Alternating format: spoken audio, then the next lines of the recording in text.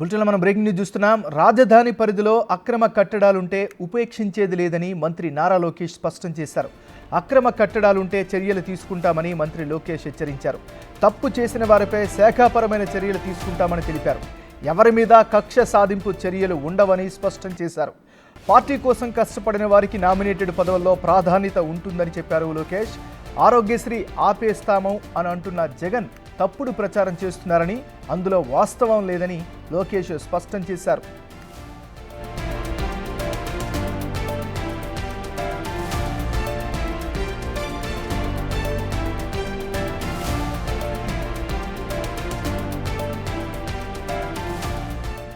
రాజధాని పరిధిలో అక్రమ కట్టడాలుంటే ఉపేక్షించేది లేదని మంత్రి నారా లోకేష్ స్పష్టం చేశారు.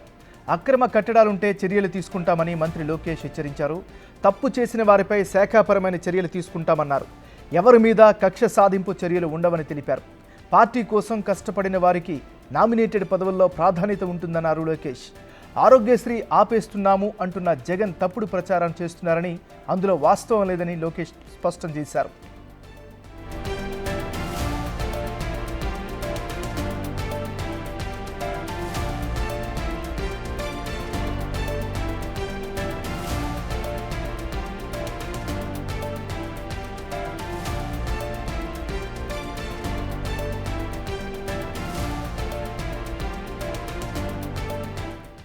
ఇదే అంశానికి సంబంధించి మరింత తాజా సమాచారాన్ని మా రిపోర్టర్ శివ అందిస్తారు. శివ, చెప్పండి.